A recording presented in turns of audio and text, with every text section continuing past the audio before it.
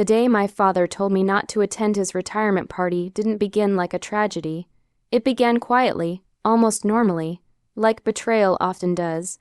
I was standing near the doorway of his house, holding a small gift I had bought with my last savings. Nothing expensive, just a watch, simple, respectful, something a son gives a father at the end of a long career. My hands were slightly shaking, not from fear, but from pride. I had waited years for this moment. His retirement felt like a shared victory. His struggle had been my struggle too. He came out of his room wearing a perfectly tailored suit, his posture straight, his face polished with importance. He didn't look at me at first. Instead, he adjusted his cufflinks and checked his reflection in the mirror, as if preparing to meet people who mattered. Then his eyes landed on me, not warmly, not lovingly. He sighed. "Listen," he said, his voice firm and controlled. "Don't come to the retirement party tonight." I laughed softly, thinking he was joking. "Why wouldn't I come? I'm your son." That's when he said it. "You'd lower the standard." The words didn't hit immediately. They floated in the air for a second, sharp, cold, unreal. I stared at him, waiting for him to smile, to explain, to take them back, but he didn't. "These are high-level people," he continued, straightening his tie. "Executives, officers, educated families. You don't belong in that circle." I felt my chest tighten. I wanted to remind him who stayed up nights when he was sick, who paid bills quietly, who sacrificed dreams so his wouldn't be disturbed. But my voice refused to cooperate. Years of respect chained my tongue. "I just don't want to be embarrassed," he added calmly, like he was discussing weather. Embarrassed of me, I nodded slowly, because crying in front of him would have proven his point. I placed the gift on the table.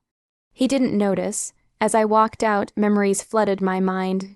Him holding my hand when I was a child, telling me to be strong, telling me dignity mattered more than money. I wondered when dignity stopped including me. Outside, the world felt strangely quiet. Cars passed. Life moved on, but something inside me had cracked. That night, alone in my small room, I stared at the ceiling and realized something painful yet powerful. A stranger could hurt me.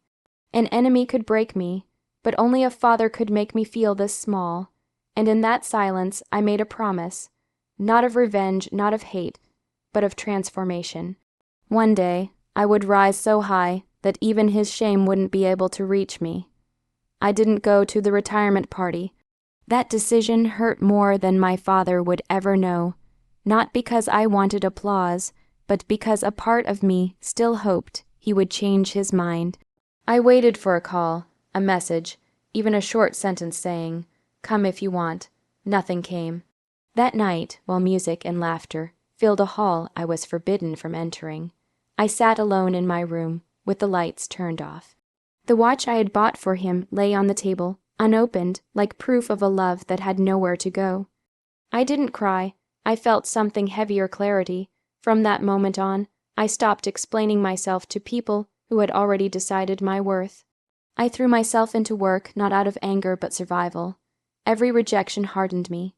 Every failure taught me what pride never had. I worked jobs that drained my body and ideas that exhausted my mind. While others slept, I studied. While others celebrated, I built. There was no one to clap for me, no father to say, "I'm proud of you." Just silence and the quiet hunger to become more. Years passed that way, slow, invisible, unforgiving. I watched my father from a distance.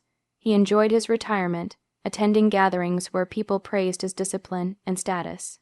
I noticed how he spoke about standards and class, never realizing how fragile those things truly were.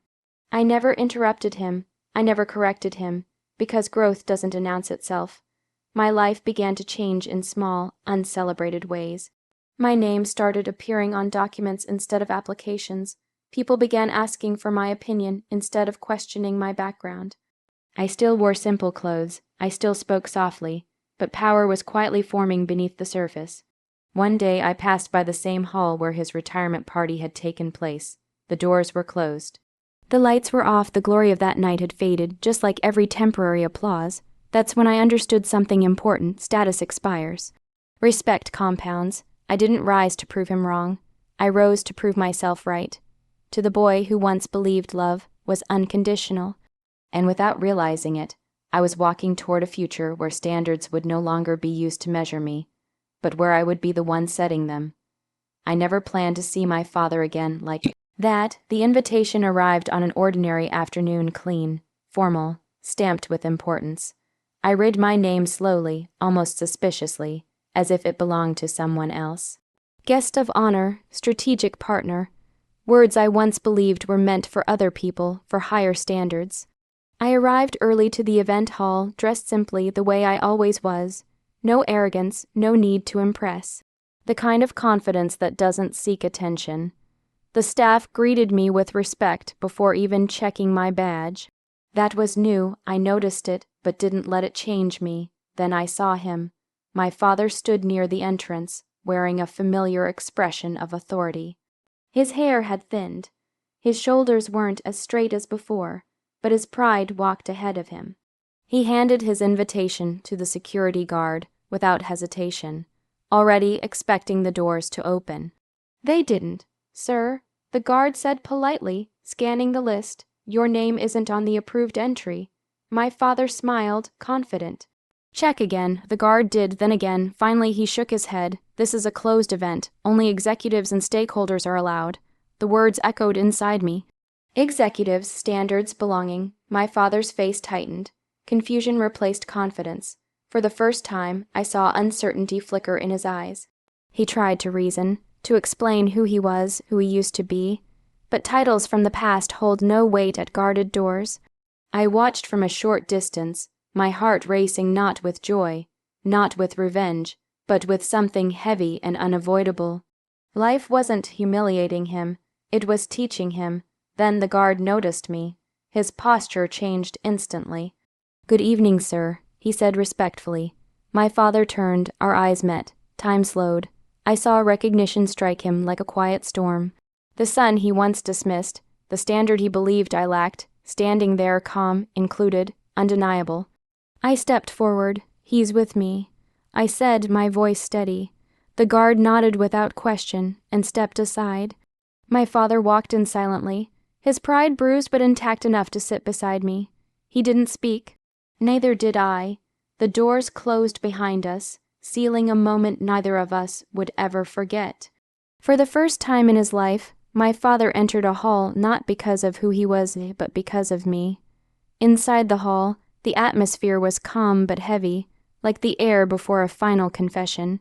Conversations softened as I took my seat. People nodded respectfully. Some smiled. Others whispered my name with curiosity. I noticed my father watching everything, the way staff responded to me, the way executives leaned in when I spoke, the way my presence seemed accepted. Accepted without explanation. The program began, and soon I was invited to the stage, not for ceremony, not for show, but for substance. As I stood behind the podium, I felt years of silence pressing against my chest. I looked at the audience, then briefly at my father. He avoided my eyes. I spoke slowly. I spoke about growth that happens without witnesses, about sacrifice that never makes headlines, about how we often confuse appearance with value. My voice remained steady, but every word carried weight. I never mentioned him. I never mentioned the past. I didn't need to. Truth has a way of finding its target. I said one sentence that changed everything. Standards are not measured by where you sit, but by how you treat the people who walk beside you when no one is watching. I saw my father lower his head. Applause filled the hall, not loud, not wild, but deep and sincere, the kind of respect that cannot be demanded, only earned. After the event, the crowd slowly faded. My father stood near the exit, waiting, not as a man of authority, but as a father unsure of his place. When he finally spoke, his voice was quieter than I had ever heard. I was wrong. He said, no excuses, no explanations, just truth. I nodded, not because the pain was gone, but because acknowledgement mattered more than apology. I know, I replied gently. He looked at me, then really looked at me, and I saw regret layered with pride, tangled and overdue. You didn't need me, he said softly. I smiled, not in bitterness, but peace. I needed you to believe in me. Silence followed, but it wasn't uncomfortable. It was honest. That night, I didn't feel victorious. I felt free. I had carried his judgment for too long, mistaking it for love. Letting it go was the real revenge, because the sweetest revenge isn't humiliation. It's becoming so complete that the wound no longer controls you. And as I walked away, I realized something powerful. I didn't raise my standard to meet his. I created my own, and finally, he could see it.